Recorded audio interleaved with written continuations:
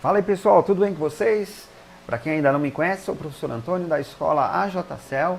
Eu vou trazer um vídeo aqui para tentar ajudar o técnico iniciante a entender um pouquinho mais as contradições que aparecem nos testes quando se utiliza a técnica de condução reversa. Quando vocês utilizam o multímetro na escala de diodo para poder fazer teste em placas, né, de celulares, né, ou qualquer outro tipo de equipamento, tá bom? Esse teste tem que ser levado algumas coisas em considerações, né? Eu vou citar aqui para vocês, e aí eu vou apresentar também aí uma referência e o que cada contradição aí pode representar aí como defeito, ou até mesmo para tentar identificar qual que é o componente suspeito. Isso aí vai facilitar um pouquinho mais o entendimento, tá bom? Então vamos lá. Primeiro que nós temos que levar em consideração é que o teste é feito com multímetro em escala de diodo, ok? Segundo, esse teste é a frio.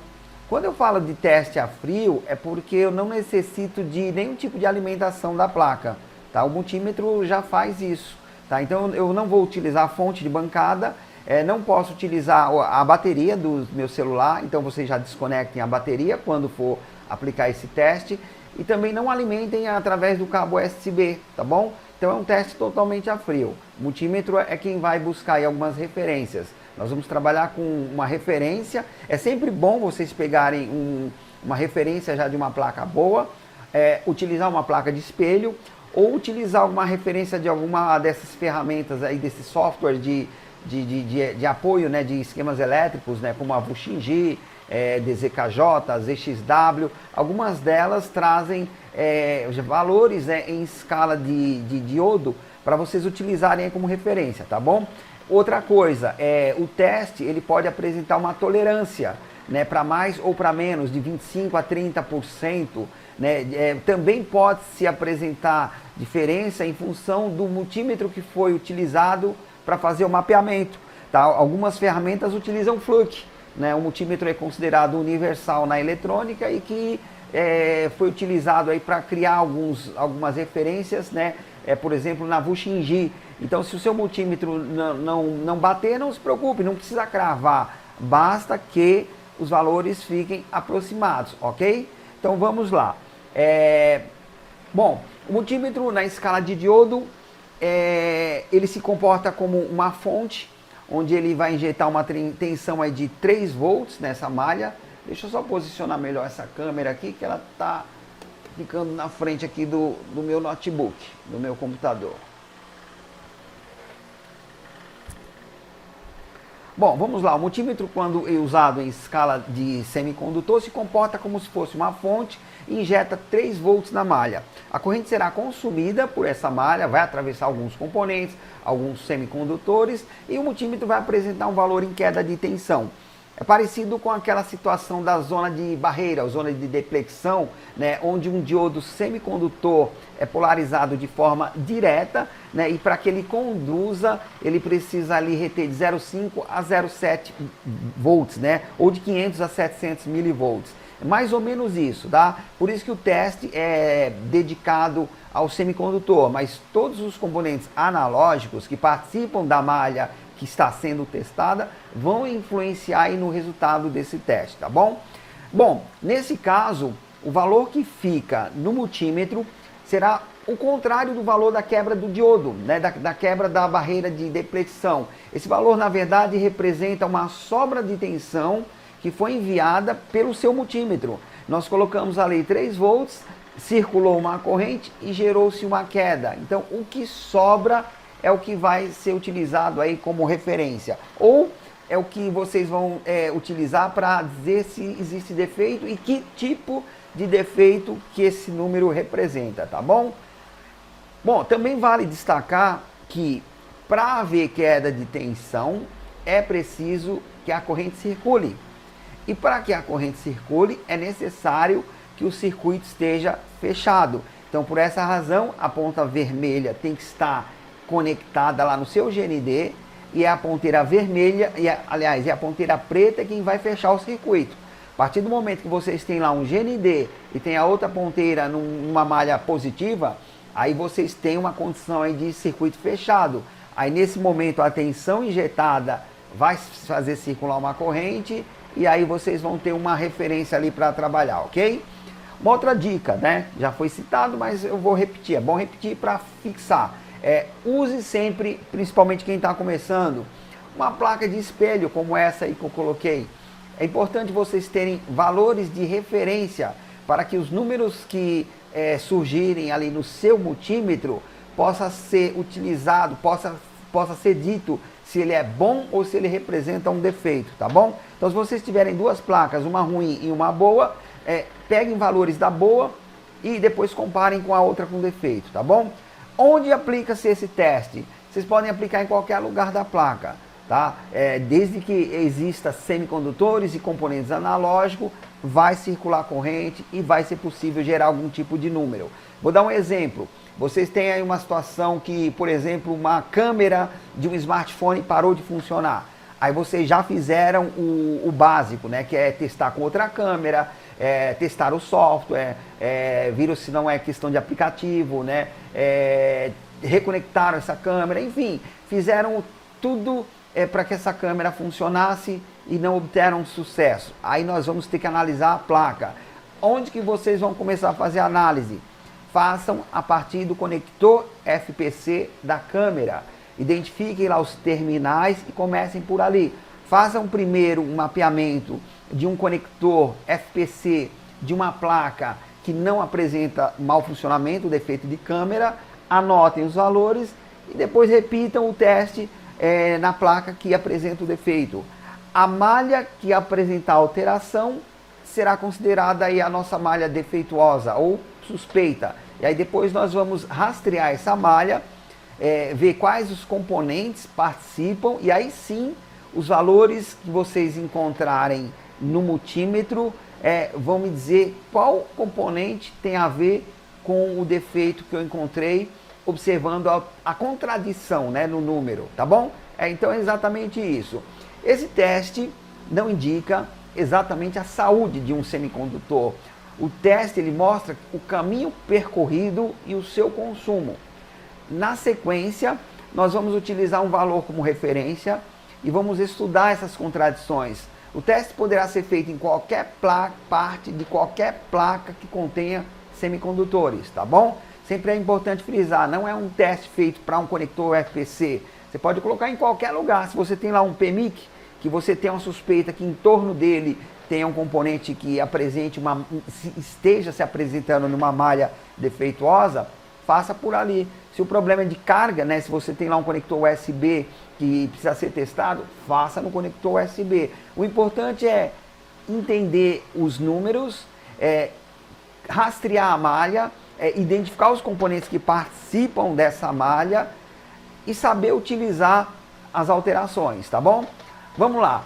Eu tenho um cenário aqui onde eu tenho um conector FPC, tem uma linha, uma malha, né? Pode ser linha, como vocês preferirem. Nesta malha eu coloquei primeiro um capacitor em paralelo, depois coloquei um resistor em série, coloquei um resistor em paralelo. Detalhe, pessoal, é importante saber o que faz um resistor em série, o que faz um resistor em paralelo. Se vocês têm dúvida, busquem essa informação, isso é importante para entender os defeitos. Se você precisar de mais ajuda, entender um pouco mais a função de cada componente e a forma de teste, eu tenho na Hotmart um curso de microeletrônica aplicada à manutenção de smartphones, que vai te ajudar a dominar um pouco mais esse tipo de assunto, tá bom? O que faz um resistor em série, um resistor em paralelo, o que faz um capacitor em série ou um capacitor em paralelo e quais os defeitos característicos de cada um.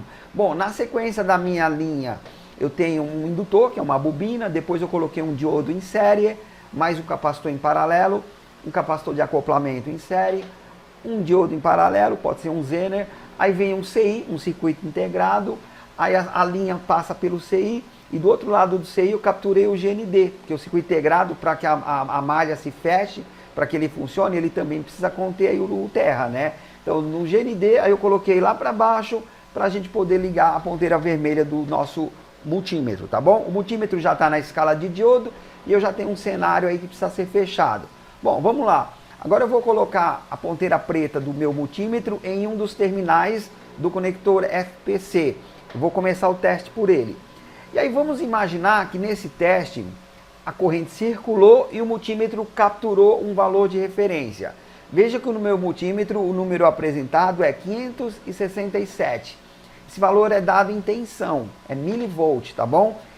Lembre-se, nós temos uma situação onde o multímetro virou uma fonte, fez circular uma corrente e nessa situação onde a corrente circulou, houve uma queda de tensão, 567 milivolts. Esse seria o valor ideal de uma placa sem defeito, tá? E lembre-se, temos também algumas tolerâncias. Eu coloquei em torno de 25%, tá? Então vamos colocar aí de 20% a 30%, considera-se margem de tolerância, tá? Para não considerar isso como defeito, tá bom? Então 567 milivolts é o valor que eu considero adequado aí para esse tipo de... Aliás, 567 é o valor de uma placa sem defeito. Eu peguei uma placa onde a câmera funciona. E agora eu vou simular alterações que vocês podem encontrar quando forem efetuar esse tipo de teste, tá bom? Vamos lá. Vamos voltar ao cenário lá da malha aberta. Vamos colocar a ponteira lá do multímetro no terminal, no primeiro terminal do FPC. Aí nesse momento a corrente circula. Acompanha a linha azul, fez a corrente circular e foi até a ponta vermelha do nosso multímetro. Agora o nosso multímetro vai fazer um novo cálculo. Ele apareceu ali 980 milivolts. Ou seja, nós temos agora o valor alterado para cima. E é uma alteração que é considerada defeito porque passou dos 25%, correto? É importante vocês observarem que para que o valor se altere para cima, sobrou mais no multímetro, é porque circulou menos corrente do que deveria.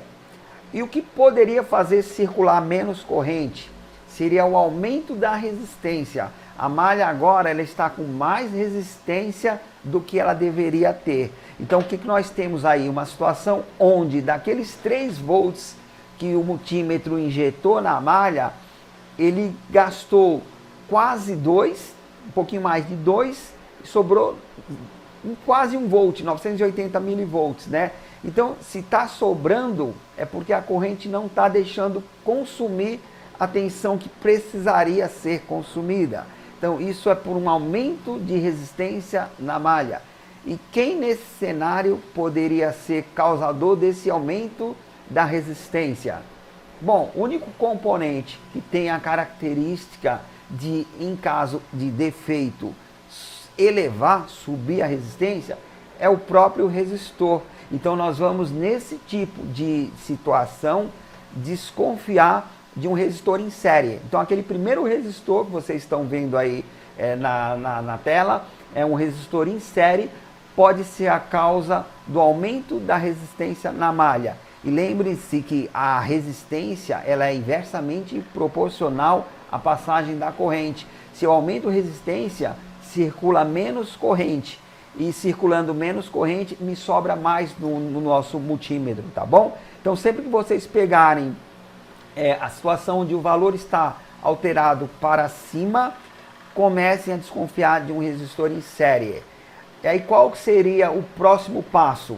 Vocês agora, nessa situação, vocês rastrearam a malha, identificaram o resistor em série, peguem o esquema elétrico, identifiquem o valor desse resistor, pegue o multímetro agora na escala de ohmímetro e faça os testes, meçam a resistência. Se comprovada a resistência mais alta, façam substituição e voltem a fazer o teste aí na escala de diodo, tá bom? Aí ele tem que voltar para o valor de referência. Aí vocês resolveram um problema. Bom, mas nem tudo é tão fácil, né? Vamos então seguir com a nossa análise em busca de explicação para outras contradições, tá bom? Então vamos lá, vamos voltar para aquele cenário inicial, onde o circuito está aberto. Aí eu coloco o multímetro no mesmo lugar, né, fazer o mesmo teste, só que agora, ao invés dele alterar para 980, quando a corrente circula, ele vai me alterar para 220 milivolts. Então já é um outro tipo de defeito. Agora, neste momento, o valor foi alterado para baixo. Tá? Lembrando que a minha referência é os 567, tá bom? Então eu já mostrei um defeito para cima e agora eu tenho um defeito onde a queda de tensão ficou menor. Nesse caso, eu entendo que circulou mais corrente do que deveria. Foi ao contrário do caso anterior, né? Nesse caso, a corrente não circulou totalmente. Observe que ela circulou mais do que deveria, mas ela não circulou toda, porque aí seria outro tipo de defeito. Então, o que nós temos aqui neste momento? Uma situação em que o multímetro ele gastou mais do que ele deveria. Geralmente, quando isso acontece, quando a corrente circula um pouco mais, ela circula para o terra, né? Nós temos um circuito fechado com a referência no GND. Então, para esse tipo de situação, que nós podemos considerar a princípio é a possibilidade de fuga. Pode ser que tenha uma fuga nessa malha. Fuga é um pouco de perda, né? Como eu disse agora há pouco, né? Ela não circulou totalmente, ela circulou um pouco mais do que deveria. Então nós temos algo drenando, né? Está vazando aí para o terra, está se perdendo um pouco de energia. Nesse cenário, quem tem a maior probabilidade de causar esse tipo de problema, que é fuga, seriam os capacitores em paralelo, tá? É importante frisar que em paralelo, tá bom? Ele tem que ter um pezinho no terra, porque a fuga, o momento que está se drenando para o terra, tá? E o capacitor é um tipo de componente eletrônico que ele tem duas placas condutoras, uma de um lado, a outra do outro. Tem um material isolante no meio que é chamado de dielétrico. E é graças ao dielétrico que o capacitor consegue acumular cargas, acumula a diferença de potencial de uma placa para outra. Só que o dielétrico do capacitor, ele se desgasta, às vezes por uma sobrecarga, às vezes até por tempo de uso mesmo. E aí conforme ele vai desgastando, a corrente vai perfurando, né? Vai perfurando esse capacitor e isso vira um dreno, vira uma fuga, né? Então você passa a consumir mais corrente. E é isso que a gente vê nesse tipo de defeito, quando cita-se fuga. O que vocês vão fazer aqui para tentar solucionar? Vocês vão ter que testar esse capacitor. Uma dica, né, para quem está começando, é que vocês testem o capacitor na escala de resistência mesmo. Se ele apresentar menos de 500 quiloohms, esse capacitor está começando a dar defeito, tá bom? O capacitor ele tem uma resistência muito alta, tá? Se ele tiver abaixo de 500, aí vocês considerem que ele está começando a dar defeito nessas condições, tá bom? Aí tem outros tipos de teste, que aí já não vai entrar nesse tutorial agora, porque nesse tutorial é para que a gente possa aprender a utilizar melhor a condição reversa, tá bom? Então, fuga quando o multímetro gastou mais do que deveria, quando a queda de tensão ficou menor. Eu injetei 3 volts, né, em vez de ter a sobra de 567 milivolts, só sobrou 220. Então, alguém está comendo mais do que deveria, tá? E o caminho para esse componente gastar mais do que deveria é o nosso terra, nosso GND, tá bom? Só que tem mais coisas que pode acontecer dentro desse cenário, nessa condição aí dos 220, né, do valor ter caído, né, o valor se apresentou menor do que a minha referência boa, né. Nós podemos, além dos capacitores apresentar a fuga, nós temos a possibilidade também de um diodo. Um diodo também ele apresenta a fuga, não tanto quanto os capacitores, mas o diodo também, ele antes de entrar em curto, ele pode apresentar uma pequena fuga. Vejam na imagem que eu tenho uma situação onde um diodo, sendo polarizado de forma reversa, ele não deveria conduzir. Então nós temos um multímetro ali com um ponteiro em 3 posições. Eu tenho ele sem fuga, onde o ponteiro não deflexionou, ele continua ali caído para o lado esquerdo. Aí quando o diodo apresenta uma fuga, deflexionou um pouquinho o ponteiro, então nesse caso aí ele está conduzindo de forma reversa, tá? Forma reversa é porque a ponteira vermelha está tocando o catodo, o lado negativo do diodo. O diodo não pode conduzir dessa maneira. A partir do momento que ele está conduzindo e deflexionou um pouco o ponteiro, é uma fuga. Agora se o ponteiro caísse mais para a direita, aí eu teria um diodo em curto. Então o diodo também pode ser a causa desse valor alterado para baixo, tá bom? Não são apenas os capacitores, tá? Se um diodo estiver com um sintoma, com uma situação de fuga, vocês vão ter essa alteração, aí vocês vão ter que investigar esse diodo. Aí façam um teste da forma que está aí na imagem. Na polarização reversa, não pode conduzir. Quando polarizado de forma direta, aí ele tem aquela barreira de potencial, né, a zona de deflexão, que quando deixa conduzir, o multímetro vai gerar de 0,5 a 0,7 volts, quando é um diodo de silício, ok? Então, eu tenho mais essa possibilidade aí de defeito ou de componente para esse tipo de defeito. Bom, tem mais uma coisa que pode acontecer, né? Além dos capacitores em fuga e diodo em fuga, esse número, quando ele desce, ele pode acontecer também por união de pads, né? Ou união de malhas, né? Às vezes, um técnico, ele tira um CI, um BGA, um circuito integrado, e recoloca ele no lugar, e na hora de fazer a solda, ele faz uma movimentação ali onde dois pads se tocam. Então eu tenho aqui um exemplo, né, onde dois pads, né, que são as esferas do CI, um apresenta um valor de 560 milivolts e outro de 220. Aí de repente, na hora de fazer a troca, eles se tocam. O que vai acontecer? Sempre vai prevalecer o valor menor. Tá? Então, se vocês identificaram 220 numa situação que deveria ser 560, aí vocês atentem a essa possibilidade também. Tá? Caso a malha não apresente componente com fuga, vocês vão em direção ao CI e vejam se vocês conseguem enxergar esse tipo de situação. Esses valores que foram colocados aqui nesse CI são aleatórios, tá, pessoal? É só para representar os valores que nós estamos estudando. Esse CI é o codec de um iPhone 7, ele não tem exatamente esses valores, mas eu coloquei assim só para vocês entenderem. A partir do momento que um pad é 560 e o outro é 220, e eu tenho aí os dois com 220, então é porque as malhas estão se tocando, tá bom? Ou se tocarem embaixo do CI ou em algum ponto da placa. Aí vocês vão ter que investigar, beleza? Então temos mais essa informação para casos de alteração do valor para baixo, beleza? Então vamos seguir. Voltamos lá para aquele cenário do circuito aberto, colocamos lá o nosso multímetro para fechar o circuito, circulou a corrente e olhem para o multímetro que agora nós temos 0,002, ou seja, não sobrou nada dos 3 volts que foram injetados, né? A corrente foi totalmente consumida, quer dizer que circulou toda em direção ao terra, abriu-se uma passagem para o terra. Nesse caso, o tipo de defeito que eu tenho agora é curto. Exatamente, curto é o menor caminho para o terra. Então nós não temos como segurar nada no multímetro, né? Aqueles 3 volts foram colocados, foi totalmente consumido. É o que acontece com a fonte de vocês, né? Quando vocês pegam um aparelho celular em curto e tentam alimentar ele com a fonte desarma ou ela derruba toda a tensão. É o que está acontecendo aqui. Nesse caso, quem poderia causar esse tipo de defeito?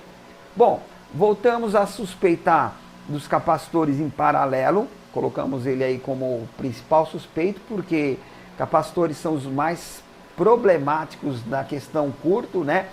E já aproveito e dou mais uma dica para vocês. Anotem aí. Quando se depararem com uma malha com vários capacitores, num caso de curto, sempre procurem desconfiar dos capacitores de maior capacitância. Os que apresentam microfarad, esses tendem a dar defeito mais fácil. O que causa defeito no dielétrico é uma sobrecarga. Então, todas as vezes que entrar uma sobrecarga numa malha que contenha capacitores, os de microfarad abrem para o terra. Aí, se depois houver outros capacitores menor lá na frente, aí esse daí já não vai mais receber a sobrecarga, porque já foi em direção ao terra. Então, o microfarad ele tende a dar mais defeito, tá bom? Então, nesse caso aí, o maior suspeito, capacitor em paralelo. Bom, o maior suspeito, né? Temos que ressaltar também que, além dos capacitores, eu posso ter diodo em paralelo, ou até mesmo CI, o próprio circuito integrado, ele é menos comum, é mais provável um componente analógico entrar em curto, mas o CI também dá curto, tá bom? Então se vocês não encontrarem na malha um componente em curto, aí vocês pensem no circuito integrado, no CI. O CI pode estar em curto e ele pode drenar toda a corrente e baixar a tensão do multímetro aí para esse valor que vocês estão vendo, ok? Detalhe, em malhas de carga de baterias, malhas de USB, né, onde a carga vem pelo cabo, pelos 5 volts, é costume se utilizar de diodo Zener para regular a tensão e circuitos OVPs. E eles dão bastante defeito. Então, se vocês estiverem testando em condição reversa a malha V-Bus, né, a entrada de 5 volts do USB, observem o diodo Zener, que é um regulador de tensão que está logo na linha de frente, está na entrada, e depois do Zener vem um OVP. OVP é Over Voltage Protection, é um circuito de proteção. A função do OVP é não permitir passar mais do que 5 volts para o CI, que vai gerenciar a carga da sua bateria, tá bom? Eles dão bastante defeito por eles estarem na linha de frente. Eles dão bastante defeito também quando vocês utilizam aquelas subplacas, aquelas placas que já vêm com conector soldado, faltando componentes. Essas placas também elas acabam não regulando bem a tensão e aí os problemas começam a se apresentar em efeito cascata, ok? Bom, vamos voltar agora para o nosso cenário de linha aberta, circuito aberto, e mais uma vez, polarizar o primeiro terminal lá do conector FPC para que as correntes circulem e o multímetro me dê algum número aí para que eu possa trabalhar. Bom, dessa vez o nosso multímetro apresentou OL. OL a princípio nós vamos chamar de Open Line, que é o mesmo que linha aberta, né? Linha aberta ou até mesmo malha desconectada, né? Aí vejam como vocês preferem chamar. Mas vamos chamar de linha aberta que está mais de acordo aí com a nomenclatura. Nesse caso, o circuito aberto, ele não permite a corrente circular, tá? Então não circula a corrente. E se não circula a corrente, consequentemente, não vai apresentar queda de tensão no seu multímetro, tá bom? Bom, para esse tipo de cenário, eu vou considerar aí, entre os componentes analógico, primeiro, o mais suspeito, o indutor, né? Ou a bobina, representada ali pela letra L. A bobina tem um filamento muito fino, né? Enrolado aí em torno de algum núcleo, né? Onde a corrente passa de um lado por outro. Só que ela é muito sensível, né? A passagem da corrente, ela tem uma limitação muito baixa. Então, geralmente, quando acontece de circular mais corrente do que deveria, esse filamento abre, né? E abrindo o filamento, o circuito fica aberto, né? Enxerguem uma bobina, primeiro, né? Que vocês têm que saber é que a bobina, quando ela está colocada em um setor lógico, que é um setor da placa que passa a alimentação, ela é utilizada em série, tá? Em série quer dizer que os dois lados dessa bobina, né, tocam a mesma linha. Ela entra de um lado e sai por outro. Imagine como se a bobina fosse uma ponte numa estrada que precisa atravessar um rio para chegar do outro lado. Se vocês arrancam a ponte, ninguém passa de um lado para o outro. É o que acontece aqui. Se o filamento da bobina abrir, não vai circular a corrente, consequentemente não vai ter queda de tensão. Então vocês comecem a desconfiar da bobina, tá bom? Aqui eu tenho uma imagem de uma placa onde eu tenho o nosso Power Manager e rodeado aí de bobinas em série. Esse é um setor lógico, tá bom? Eu cito setor lógico porque no setor de radiofrequência as bobinas fazem um trabalho diferente. Aqui nós temos bobinas osciladoras. A bobina osciladora ela é utilizada para fazer um chaveamento. Junto com o CI, ela consegue alterar tanto a corrente como a tensão da malha. Tá? Aqui nessa imagem que vocês estão vendo agora, eu citei bobinas em saídas por conversores Buck, saídas do PMIC, só que tipo Buck, né? Que são saídas que são chaveadas para ter uma tensão menor. Então todas essas bobinas, né, ou essas malhas, elas se direcionam para alimentar a CPU. Se uma dessas bobinas apresentar defeito, a malha fica aberta, não vai haver chaveamento e aí a sua CPU não vai trabalhar, bom? Aqui eu tenho uma outra situação onde a bobina no setor lógico está sendo utilizada aí no setor do backlight. O backlight é um setor aliás, backlight é um termo, né, utilizado aí aos displays, né, que tem a luz que vem por trás, né. Agora, na sua placa, existe aí um regulador de tensão que ele utiliza uma bobina osciladora para fazer um chaveamento, onde ele pega a tensão de entrada, que é 4.2 volts, e consegue elevar para 20, 22, 25, e aí vai, tá bom? Então a bobina, ela participa aí desse switch, graças à indutância, né, que é a propriedade desse componente. Então, se vocês suspeitarem da bobina, para quem não tem um indutímetro, meça a continuidade, pegue o multímetro na escala de bip, coloque nos dois lados da bobina, tem que bipar, tem que dar continuidade. Se não der, aí você já sabe que essa bobina é a causa do open line, da linha aberta lá que vocês encontraram, tá bom? Bom, voltando aqui para o nosso cenário de circuito aberto, né? Só para mais uma dica, né? Não vamos mudar o nosso teste. Vamos lembrar que caso não apresente indutor na malha, o open line pode ter outro tipo de culpado, né? Outro tipo de causa. Open line também pode ser problema de solda fria. Pode ser que o terminal que você está testando, ele não está bem soldado à placa. Isso acontece por queda, né? A solda trinca, o terminal se desprende, aí a malha fica aberta, a malha desconectada. Então, open line pode ser isso também, tá? Não é só a bobina. Open line poderia dar até mesmo se um componente se desprender da placa. A gente sempre fala que resistores, né? Eles são culpados quando a resistência fica alta. Mas pensa se um resistor em série, ele cai da placa, vai dar open line também, porque vai ser o mesmo efeito da bobina que está faltando, tá bom? Então, open line pode ser um componente que se desprendeu, pode ser um indutor aí que tem o filamento aberto, né? Pode ser solda fria aí do nosso terminal do FPC, como também pode ser solda fria do pad do circuito integrado, né? Que participa da malha que está em teste, tá? Então, sempre lembrem dessas três possibilidades também.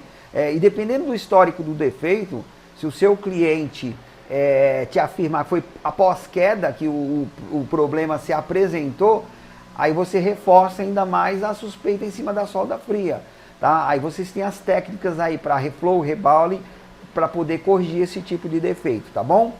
Bom, OL pode ser definido também como overload ou sobrecarga. Então nem sempre o open line me diz linha aberta ou malha desconectada. Ele pode ser sobrecarga. Sobrecarga é uma situação onde o seu multímetro ele não consegue fazer a leitura da forma que você está propondo. Alguns multímetros têm um limite de valor para esse tipo de teste.